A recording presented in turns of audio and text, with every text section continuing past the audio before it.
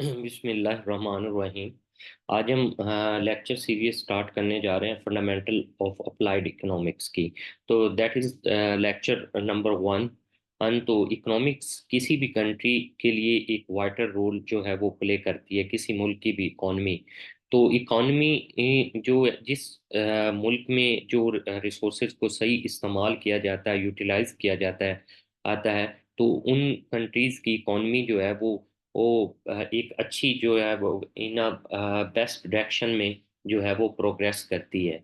तो किसी मुल्क का जो जो डिपेंडेंसी होती है, जो डिपेंड कर रहा होता है वो मुल्क, वो अपनी इकॉनमी पे डिपेंड कर रहा होता है कि कैसे कोई भी कंट्री जो है वो अपनी इकॉनमी, जितने भी लिमिटेड रिसोर्सेज होते हैं वो कैसे यूटिलाइज करता है और उनसे इनकम जनरेट करता है, और आगे कैसे जो है वो उनको, उनसे लोगों की डिमांड्स और नीड्स जो है वो पूरी की जाती हैं।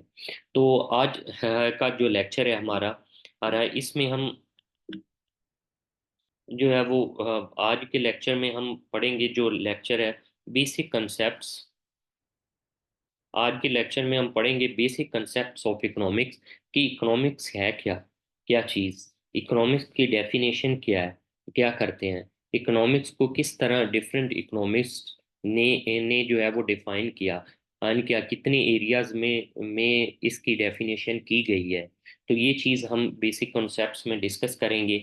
इम्पोर्टेंस की इसकी इसकी यूटिलाइजेशन क्या है, एप्लीकेशन क्या है इकोनॉमिक्स का, इम्पोर्टेंस किस तरह ये इम्पोर्टेंस है, इम्पोर्टेंट है, किस तरह ये एक वाइटल रोल जो है वो प्ले करती है किसी भी कंट्री की इकोनॉमी में। तो ये चीज़ डिस्कस करेंगे। थर्ड है नेचर ऑफ रिसोर्सेज, के नेचर ऑफ रिसोर्सेज क्या है, कि कितनी टाइप के जो है वो रिसोर्सेज हैं, और ब्रांचेस ऑफ इकोनॉमिक्स को हम जो है वो डील करेंगे। तो ये आज के लेक्चर में हम ये चीज़ें जो है वो कवर अप करेंगे।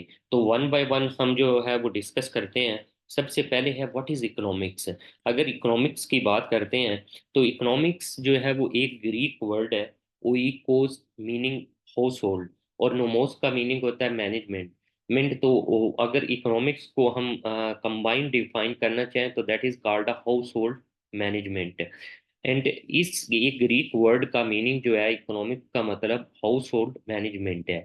इसको और सिंप्लीफाई करना चाहते हैं तो ये एक wise production and use of wealth है, लोगों की नीड्स और डिमांड्स को पूरी करने के लिए इकोनॉमिक्स जो है एक वाइज प्रोडक्शन और यूज ऑफ वेल्थ है, लोगों की डिमांड्स और नीड्स को पूरा करने के लिए, लोगों की ज़रूरियात को पूरा करने के लिए जो वेल्थ की यूटिलाइजेशन है उसका एक अच्छी तरह से इस्तेमाल करना ना जो है वो दैट इज इकोनॉमिक्स है। इस तरह एक हम फैमिली का भी जो है वो अगर एग्जांपल लें, फॉर एग्जांपल एक फैमिली जो है उसकी इनकम जो आ रही है वो 1 लाख है। तो अगर वो उसका सही इस्तेमाल नहीं करते हैं तो एट द एंड क्या होगा कि वो जो है उनका बजट जो है वो इनसफिशिएंट होगा, और उनको कहीं से न कहीं से पैसे जो है वो लेने पड़ेंगे टू मीट द डिमांड्स। तो सिम यही है कि अगर वो उसी 1 लाख में अपनी नीड्स और डिमांड्स पूरी करते हैं तो दैट इज अ इकोनॉमिक्स, कि कैसे आप वाइज जो है यूज ऑफ वेल्थ करते हैं। तो फर्दर जो है डेफिनेशन जो है डिफरेंट इकोनॉमिक्स ने की है। तो 4 डेफिनेशंस इसकी की गई हैं। फर्स्ट वन वेल्थ डेफिनेशन की गई है, वेलफेयर डेफिनेशन की गई है, इसी तरह जो है वो स्केर्सिटी डेफिनेशन की गई है, इसी तरह जो है वो ग्रोथ डेफिनेशन की है। जो वेल्थ डेफिनेशन की गई थी ये की थी एडम स्मिथ, जिसको फादर ऑफ इकोनॉमिक्स भी कहते हैं, जो एक स्कॉटिश इकोनॉमिक्स था। इसने वेल्थ डेफिनेशन की थी, जो नेक्स्ट स्लाइड पे हम पढ़ेंगे कि इस एडम स्मिथ ने जो है वो डेफिनेशन किस तरह की थी, जो वेल्थ डेफिनेशन की थी। इसी तरह वेलफेयर डेफिनेशन थी जो ब्रिटिश इकोनॉमिक्स था, एल्फ्रेड मार्शल, उन्होंने की थी कि वेलफेयर जो डेफिनेशन, इसकी भी हम फर्दर स्लाइड पे जो है नेक्स्ट स्लाइड पे हम डिटेल पढ़ते हैं कि किस तरह वेलफेयर डेफिनेशन उन्होंने की थी। इसी तरह जो स्केर्सिटी डेफिनेशन थी ये लॉयनल रॉबिन्स थे, ब्रिटिश इकोनॉमिस्ट थे, तो इन्होंने की थी। इसी तरह अगर ग्रोथ जो डेफिनेशन है वो सैमुअल सन, अमेरिकन इकोनॉमिक्स थे, उन्होंने ये डेफिनेशन की थी। तो ये जो सैमुअल सन थे ये नोबेल प्राइज विनर भी थे। तो इन्होंने तो वन बाय वन हम ये डेफिनेशन पढ़ते हैं। तो वेल्थ डेफिनेशन जो थी ये की थी एडम स्मिथ, जो 1723 में पैदा हुए और 1790 में इनकी डेथ हुई। तो ये इसको इनको फादर ऑफ इकोनॉमिक्स भी कहते हैं, जो स्कॉटिश इकोनॉमिक्स थे और फिलोसफर भी थी। इन्होंने अपनी बुक जो लिखी थी वेल्थ ऑफ नेशन ना 1776 में, उसमें इन्होंने ये डेफिनेशन की थी इकोनॉमिक्स की। इन्होंने कहा था कि economics is the study of wealth, कि ये स्टडी ऑफ वेल्थ है, कि हम वेल्थ की स्टडी करते हैं कि वेल्थ को कैसे जो है वो यूटिलाइज करना है एक इन अ प्रॉपर वे। तो इन्होंने ये इसकी डेफिनेशन की थी कि that is a study of wealth, अपनी बुक वेल्थ ऑफ नेशन में 1776 में की थी। इसी तरह वेलफेयर डेफिनेशन की थी अल्फ्रेड मार्शल, जो 1842 में पैदा हुए और 1924 में जो है इनकी डेथ हुई। तो अल्फ्रेड मार्शल ब्रिटिश इकोनॉमिक्स था, उन्होंने अपनी बुक एक लिखी थी प्रिंसिपल ऑफ इकोनॉमिक साइंस, जो 1890 में लिखी गई थी। उन्होंने जो डेफिनेशन की थी वेलफेयर की, उन्होंने कहा था कि ये स्टडी ऑफ मैन काइंड है in the ordinary business of life. उन्होंने जो डेफिनेशन की थी कि ये स्टडी ऑफ मैनकाइंड है, कि कैसे ये जो है वो एक आदमी की जो जिंदगी है उसको बेहतर बनाया जा सकता है। तो ये डेफिनेशन इकोनॉमिक्स की थी कि अगर इकोनॉमिक्स को नॉलेज है, इकोनॉमिक्स को स्टडी करते हैं, तो कैसे ये एक आदमी की जिंदगी को जो है वो बेहतर बना सकती है। तो study of man in relation to wealth, कि प्रॉपर हम जब वेल्थ की यूटिलाइजेशन करेंगे, तो आदमी जो एक आदमी की जिंदगी है वो हम बेहतर बना सकते हैं। तो ये इन्होंने की थी स्टडी ऑफ, यहाँ पे क्या है कि जो एडम स्मिथ ने की थी स्टडी ऑफ वेल्थ, यहाँ पे स्टडी ऑफ मैन काइंड था। तो ये वेलफेयर डेफिनेशन की थी अल्फ्रेड मार्शल ने। तो स्केर्सिटी जो डेफिनेशन थी ये की थी ये लॉयनल रोबन्स ने, जो 1898 में पैदा हुए और 1984 में इनकी डेथ हुई। तो लायनल रोबन ब्रिटिश इकोनॉमिक्स था, इसने उन्होंने एक बुक लिखी थी जिसका नाम था nature and significance of economic science 1932 में। तो उन्होंने स्केर्सिटी की जो डेफिनेशन दी थी, उन्होंने कहा था कि इकोनॉमिक्स एक साइंस है जो ह्यूमन बिहेवियर को जो है वो स्टडी करती है कि कैसे वो जो लिमिटेड रिसोर्सेज होते हैं, स्केयर मींस रिसोर्सेज होते हैं, उनको जो है वो यूटिलाइज करता है। तो ये डेफिनेशन की थी लायनल रोबन्स ने अपनी book significance of economic science में।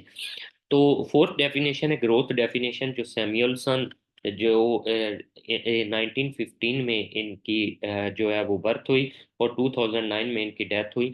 तो सैमुअलसन अमेरिकन इकोनॉमिक्स था, और इकोनॉमिक्स में ही इन्होंने नोबेल प्राइज जो है वो 1970 में इनको मिला था। और इन्होंने एक बुक लिखी थी economics and in introduction analysis 1948 में। तो इन्होंने जब ये बुक लिखी तो उन्होंने ये जो इकोनॉमिक्स को डिफाइन किया। उन्होंने कहा कि economics is study of how societies use scarce resources, कि एक जो सोसाइटी है वो कैसे अपने लिमिटेड रिसोर्सेज को यूज करती है, कोई भी प्रोडक्शन, कोई भी वैल्यूएबल जो कम्योडिटीज है, गुड्स है, उनको प्रोड्यूस करने के लिए, और कैसे लोगों के दरमियान ये जो है वो डिस्ट्रीब्यूट करती है। तो ये डेफिनेशन जो है वो ग्रोथ डेफिनेशन की थी सैमुअल सन ने, कि सोसाइटीज अपने लिमिटेड रिसोर्सेज को यूज करते हुए जो है वो कमोडिटीज या गुड्स की प्रोडक्शन करती है और लोगों के दरमियान और इन अ प्रॉपर वे में डिस्ट्रीब्यूट करती हैं। तो ये थी डेफिनेशंस, जो फोर डेफिनेशंस हमने डिस्कस की हैं। वेल्थ थी, welfare definition, scarcity, growth definition. I hope कि इस इन अभी तक जो हमने पढ़ा है एंड इसमें आपको इकोनॉमिक्स के बारे में क्लैरिटी होगी है कि इकोनॉमिक्स है क्या चीज और इकोनॉमिक्स की डेफिनेशन कैसे डिफरेंट इकोनॉमिक्स ने की है। तो नेक्स्ट है हमारा टॉपिक इम्पोर्टेंस ऑफ इकोनॉमिक्स, की इम्पोर्टेंट एप्लीकेशन इकोनॉमिक्स का क्या है, कि इकोनॉमिक्स कैसे जो अपना रोल जो है वो प्ले कर रही है किसी भी कंट्री में, या लोगों की जिंदगियों को बेहतर करने के लिए इकोनॉमिक्स कैसे जो है वो रोल प्ले कर रही है। तो इकोनॉमिक्स जो ये सबसे पहले डिस्ट्रीब्यूशन ऑफ रिसोर्सेज है, कि एक यानी डिस्ट्रीब्यूशन ऑफ रिसोर्स करती है इन अ प्रॉपर वे। जब डिस्ट्रीब्यूशन ऑफ रिसोर्सेज होती है तो उससे जो है मेंस जो एक मुल्क की इकोनॉमी बेहतर होती है, मुल्क की इकोनॉमी बेहतर होती है, तो लोगों का लाइफस्टाइल अच्छा होता है। तो ये सारी चीज़ें distribution of resources in proper way में होता है। इसी तरह किसी भी मार्केट में फेलियर होता है, तो फिक्सेशन उस मार्केट फेलियर को ओवरकम करने के लिए इकोनॉमिक्स जो है इम्पोर्टेंट जो है रोल प्ले करती है। इसी तरह इकोनॉमी को फोरकास्ट करने के लिए एक रोल प्ले करती है, सोशल एफिशिएंसी में रोल प्ले करती है। इस तरह अंडरस्टैंडिंग कंज्यूमर बिहेवियर, कि कंज्यूमर बिहेवियर को अंडरस्टैंड करने के लिए जो है ये यूटिलाइज की जाती है। इसी तरह अपॉर्चुनिटी कॉस्ट ऑफ डिसीजंस हैं, तो अपॉर्चुनिटी कॉस्ट ऑफ डिसीजन लेने में जो है ये एक रोल प्ले करती है। तो ये सारी जो जितने भी पॉइंट्स इस स्लाइड में आपको नज़र आ रहे हैं, तो ये सारी इसकी इम्पोर्टेंस है। इस इम्पोर्टेंस से इकोनॉमिक्स का हमें एक क्लियर पता चल जाता है कि इकोनॉमिक्स कैसे एक वाइटल रोल जो है वो प्ले करती है। इसके बाद स्केयर सिटी जो होता है ये लिमिटेड नेचर ऑफ रिसोर्सेज होते हैं, जो अंडरलाइज करते हैं बेसिक इकोनॉमिक प्रॉब्लम को, जो बेसिक इकोनॉमिक्स जो है वो प्रॉब्लम को डील करते हैं। तो किसी भी जो ये एक ऐसी कंडीशन होती है जब नीड्स और किसी भी आबादी की पॉपुलेशन की वांट्स और नीड्स जो को सेटिस्फाई करने के लिए इनसफिशिएंट जो है वो लिमिटेड रिसोर्सेज या इनसफिशिएंट रिसोर्सेज अवेलेबल होते हैं। तो ये स्केर्सिटी जो होती है वो कंडीशंस होती हैं। तो इसकी टू टाइप्स हैं। There are two types. First one is the relative scarcity, second one is the absolute scarcity. अगर हम बात करते हैं रिलेटिव स्केर्सिटी की, तो जब डिमांड जो होती है वो लिमिटेड होती है, यानी कि प्रोडक्शन बहुत ज़्यादा हो रही है, सप्लाई बहुत ज़्यादा आ रही है किसी भी चीज़ की, लेकिन आगे डिमांड लेने वाले जो हैं वो बहुत कम है। तो इस केस में जो होता है वो रिलेटिव स्केर्सिटी होती है। इसी तरह एब्सोल्यूट स्केर्सिटी वो होती है जब सप्लाई तो बहुत ज़्यादा हो रही है, लेकिन आगे जो डिमांड है वो बहुत कम है। ठीक है, सप्लाई बहुत, सॉरी, व्हेन सप्लाई लिमिटेड है लेकिन डिमांड बहुत ज़्यादा है। इस केस में क्या है कि डिमांड लिमिटेड है, लेने वाले कम है, सप्लाई बहुत ज़्यादा है, लेकिन इधर सप्लाई कम है, लेने वाले बहुत ज़्यादा है, तो इसको एब्सोल्यूट स्केर्सिटी कहते हैं। तो ये था स्केर्सिटी का कॉन्सेप्ट, कि इनसफिशिएंट रिसोर्सेज से जब हम नीड्स और जो है वो वांट्स जो है किसी भी पॉपुलेशन की, उनको मीट अप करते हैं। तो नेचर ऑफ इकोनॉमिक रिसोर्सेज में थ्री इकोनॉमिक रिसोर्सेज हैं, नेचुरल, कैपिटल और ह्यूमन रिसोर्सेज। जब हम बात करते हैं नेचुरल रिसोर्सेज की, तो नेचुरल रिसोर्सेज में प्रोडक्शन आती है, यूज्ड इन प्रोडक्शन। उसमें जब लैंड, रॉ मटेरियल और नेचुरल प्रोसेस हम यूज़ करते हैं, तो ये क्या कहलाते हैं, नेचुरल रिसोर्सेज कहलाते हैं। इसी तरह अगर हम कैपिटल रिसोर्सेज की बात करते हैं, तो जो मटेरियल्स, इक्विपमेंट, बिल्डिंग्स यूज़ होती है प्रोडक्शंस में, तो मटेरियल्स, इक्विपमेंट, बिल्डिंग जो यूज़ हो रही हैं प्रोडक्शन में, वो कैपिटल रिसोर्सेज में आते हैं। इसी तरह जो ह्यूमन रिसोर्सेज हैं, जो प्रोडक्शन की जाती है, अब ये जो भी चीज़ें, प्रोडक्शन कोई भी चीज़ बननी होती है तो उसके लिए लेबर चाहिए होती है, कोई ह्यूमन पावर होती है। तो जो लोग होते हैं जो इन्वॉल्व होते हैं इस प्रोडक्शन में, लेबर है, एंटरप्रेन्योरशिप है, तो ये सारी जो चीज़ें हैं ये ह्यूमन रिसोर्सेज कहलाती हैं। तो ये इससे स्लाइड से आपको क्लियरली जो होता है एक्सप्लेनेशन मिल जाती है कि नेचुरल रिसोर्सेज क्या है, कैपिटल रिसोर्सेज क्या है और ह्यूमन रिसोर्सेज क्या है। सिंपली आप डिफाइन करना चाहें तो ह्यूमन क्या, नेचुरल में नेचुरल चीज़ें, लैंड, रॉ मटेरियल, जो कैपिटल में जो बिल्डिंग यूज़ होती हैं, इक्विपमेंट यूज़ होता है प्रोडक्शन में, और ह्यूमन में जो लोग इन्वॉल्व होते हैं लेबर, एंटरप्रेन्योरशिप जो प्रोडक्शन में, तो ये ह्यूमन रिसोर्सेज हैं। उसके बाद रिलेशनशिप के, अब इकोनॉमिक्स जो है वो डील करती है ह्यूमन बीइंग्स और उसके बिहेवियर को। जब ये चीज़ें डील करती है तो इस ये बहुत ये कनेक्टेड है विद जो अदर सोशल जो ब्रांचेज हैं उनके साथ। आज इसका बहुत जो है वो लिंक है। तो लिंक जो है इकोनॉमिक्स जो है वो कनेक्टेड है नेचुरल साइंसेज, जो नेचुरल रिसोर्सेज हैं उनके साथ है। उसके बाद सोशियोलॉजी होती है डेवलपमेंट ऑफ सोसाइटीज़, कि सोसाइटीज़ को कैसे डेवलपमेंट करना है। तो वो जो डील किया जाता है वो सोशियोलॉजी दैट ये जो कनेक्टेड होती है ये इकोनॉमिक्स के साथ कनेक्टेड होती है। इसी तरह जियोग्राफी की बात करते हैं तो जियोग्राफी होता है कि मेन जो रिसोर्सेज हैं उनके बारे में, रीजन किसी भी रीजन में जो मेन रिसोर्सेज हैं उनके बारे में जो है वो ये स्टडी करती है। तो ये भी इकोनॉमिक्स के साथ कनेक्टेड होता है। हिस्ट्री जो होता है ये रिकॉर्ड करती है पास्ट पास्ट इवेंट्स को, रिकॉर्ड एंड एक्सप्लेन करती है पास्ट इवेंट्स को, तो ये हिस्ट्री कहलाती है।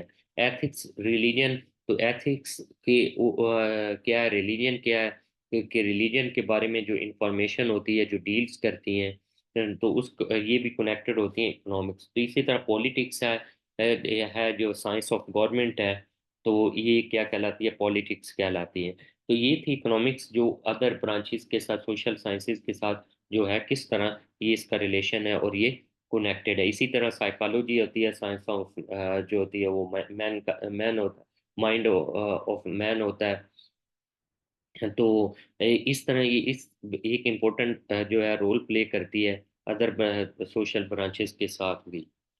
तो उसके बाद जो है इसकी हम ब्रांचेस डिवीजन आती हैं, तो डिवीजन जो है वो टू हैं, ब्रांचेस हैं, माइक्रो इकोनॉमिक्स और मैक्रो इकोनॉमिक्स। तो जो दो हैं, माइक्रो मीन होता है स्मॉल और मैक्रो मीन होता है लार्ज। तो यहाँ से भी पता चल जाता है, अगर माइक्रो को हम डिफाइन करें तो एक इंडिविजुअल यूनिट से हम इकोनॉमिक बिहेवियर जो जिसमें डील करते हैं इंडिविजुअल यूनिट, जैसे कि किसी फॉर्म्स का, कंज्यूमर्स का, ऑनर्स का। तो ये सारा जो चीज़ डिस्कस की जाती है ये माइक्रो इकोनॉमिक्स है। ये इसको प्राइस थ्योरी भी बोलते हैं, जैसे प्राइस ऑफ राइस है, number of workers of a certain firm, income of individuals. इसी तरह मैक्रो इकोनॉमिक्स जो है ये इंडिविजुअल यूनिट्स है, तो ये होल इकोनॉमी को behaviour, economic behaviour of the whole economy को डील करती है, जैसे गवर्नमेंट है, बिजनेस है एंड हाउस होल्ड है। ये माइक्रो, मैक्रो स्मॉल यानी इंडिविजुअल यूनिट्स, और मैक्रो जो है लार्ज यानी economic behaviour of the whole economy को डील करती है।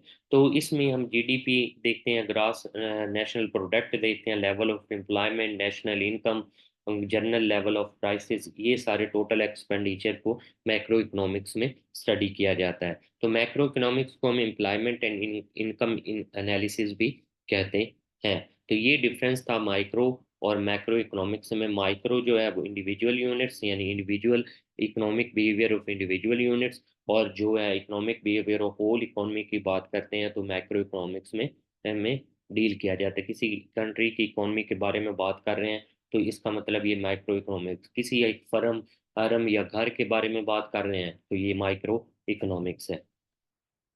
उसके बाद कंसर्न्स ऑफ इकोनॉमिक्स की बात करते हैं तो ये फोर प्रोडक्शन, सबसे पहले जो होती है वो प्रोडक्शन होती है, यानी कि चीज़ें आती हैं, रॉ मटेरियल आता है, उससे टू प्रोड्यूस आउटपुट्स हम जो है वो प्रोड्यूस करते हैं, प्रोडक्शन करते हैं। उसके बाद डिस्ट्रीब्यूशन होती है, एलोकेशन होती है of the total products among member, society के मेंबर्स में जो है वो डिस्ट्रीब्यूट करते हैं। उसके बाद ट्रेड्स होती है, कि जब हम ये कर रहे होते हैं प्रोडक्शन तो ट्रेडिंग भी कर सकते हैं, trading goods between buyers and sellers in a particular, किसी भी मार्केट में ये ट्रेडिंग होती है, एक्सचेंज होती है। उसके कंजप्शन होती है, ये एंड ऑफ इकोनॉमिक एक्टिविटी के, प्रोडक्शन हुई, डिस्ट्रीब्यूट हुई, एक्सचेंज करनी, एक्सचेंज करके कंजप्शन होगी, तो फिर ये साइकिल। उसके बाद पब्लिक फाइनेंसेस आता है, गवर्नमेंट एक्सपेंडिचर, और जो है वो रेवेन्यूज। तो ये कंसर्न्स ऑफ इकोनॉमिक्स थे। तो ये प्रोडक्शन होती है, डिस्ट्रीब्यूशन होती है, एक्सचेंज, कंजप्शन और पब्लिक फाइनेंस। तो उसके बाद टाइप्स ऑफ इकोनॉमिक्स की बात करते हैं तो फोर टाइप्स हैं। जैसे हाउस होल्ड की बात करते हैं तो ये फैमिली इकोनॉमिक्स को डील करती है, कि एक घर की जो इकोनॉमी है उसके बारे में जो यानी कि डील है, स्टडी है, वो हाउस होल्ड इकोनॉमी कहलाती है। इसी तरह बिजनेस की बात करते हैं तो ये किसी भी फर्म, किसी भी फैक्ट्री की इकोनॉमी को जो डील कर रही होती है, यानी ग्रुप ऑफ पर्सन्स जहाँ पे इन्वॉल्व होते हैं, तो ये कहलाती है बिजनेस इकोनॉमी। इसी तरह जो नेशनल इकोनॉमी है वो whole nation of a country, कि एक कंट्री की जो मुल्क की इकोनॉमी है जहाँ से उनको रेवेन्यूज आ रहा है, उनके जो रिसोर्सेज यूटिलाइज हो रहे हैं, तो ये क्या नेशनल इकोनॉमी कहलाती है। इसी तरह इंटरनेशनल, जब कंट्री टू कंट्री आपस में ट्रेड करते हैं, एक्सचेंज करते हैं, तो वो इकोनॉमी जो होती है वो इंटरनेशनल इकोनॉमी में हम कंसीडर करते हैं। तो ये थी टाइप्स ऑफ इकोनॉमी। तो यानी कि हम बेसिक से स्टार्ट हुए हैं, family, group of person, national और इंटरनेशनल इकोनॉमी जो है वो हमने डिस्कस की है। इसके बाद जो डेवलपमेंट ऑफ इकोनॉमिक्स हैं, डिफरेंट जो सेक्टर्स हैं उनमें इकोनॉमी की डेवलपमेंट्स जो हो रही हैं, जैसे हंटिंग एंड फिशिंग है, पेस्टोरल स्टेज है, एग्रीकल्चर स्टेज है, हैंडीक्राफ्ट स्टेज है, दस्तकारी जिसे कहते हैं, इंडस्ट्रीज़ में ये यूज़ हो रही हैं, ज़राअत में यूज़ हो रही हैं, हंटिंग और फिशिंग में भी ये जो है वो यूज़ हो रही है। तो ये डेवलपमेंट जो है थी वो इकोनॉमिक्स की। तो thank you very much for your attention. कि आई होप कि मैंने अपनी बेस्ट जो है वो यानी कि अटेम्प्ट की है, बेस्ट एफर्ट की है इस लेक्चर को बनाने में और डिलीवर करने में। कि आई होप कि आपको ये लेक्चर समझ आए। फिर भी कोई भी आपका कोई क्वेश्चन हो तो आप कमेंट सेक्शन में जाके कर सकते हैं। तो इस चैनल को आपने लाइक और सब्सक्राइब करना है ताकि आपको नई आने वाली वीडियोस भी मिल सकें। तो इंशाल्लाह कोई भी क्वेश्चन आपके जहन में अगेन भी आए तो आप कमेंट सेक्शन में जाके कर सकते हैं। तो थैंक यू वेरी मच। इंशाल्लाह नेक्स्ट लेक्चर 2 में हम आपसे फिर दोबारा जो है वो मुलाकात होगी।